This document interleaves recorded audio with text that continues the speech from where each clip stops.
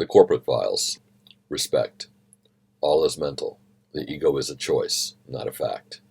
The biggest challenge as a number one facing leaders and would-be leaders is the management of their own perceptions. Because perceptions are not really understood, but they can feel very real, few question their own perceptions. They literally believe that what they perceive, intensified by their feelings, is both accurate and valuable.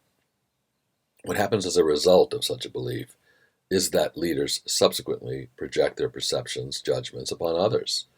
In so doing, leaders unwittingly tie their perceptions to their identities, thereby spawning a seemingly whole new set of problems.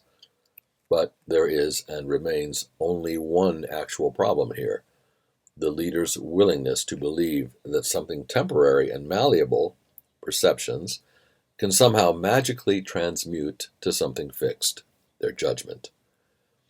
When one projects their judgments upon another person, they are essentially telling the other person how that person feels. And such an act might be the lowest expression of plum stupidity. To the other person, the response is a feeling of being misunderstood. How many people enjoy being misunderstood? Do you enjoy being misunderstood? If you want people to stop misunderstanding you, stop misunderstanding them. To the leader, projecting their judgment, misunderstanding, is catastrophic because, 1, it announces their lack of mental discipline, a high-risk and highly dangerous mental trait. 2, it naturally alienates the target of their misunderstanding and actively challenges any previously held trust or confidence. And 3, it means that the leader has placed their own mind in a defensive spin, in attempt and reattempt to justify their rogue judgments. Can you respect such a leader? But what if a leader is willing to question their formerly unquestionable perception, their formerly unquestionable judgment of another person, group of people, or an entire scene? Well, then there is a hope.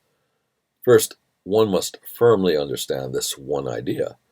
The only way one can see another ego is by using one's own. But this is good, not bad news. If one is seeing unruly egos in one's scene, think of it as a wake-up call to get one's own ego out of the forefront of one's mind.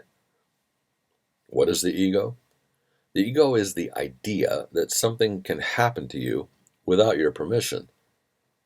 I'm going to stop here because this last thought for most might be incomprehensible, but it might also be enough to effectively rattle one's mental cage, and that's a start.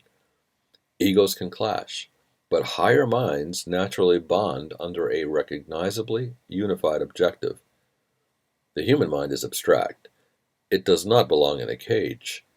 We transform organizations by teaching leaders to recognize the difference between ego-based reasoning, which is always limited, noisy, and destructive, and that of the higher mind, which is unlimited, quiet, and creative.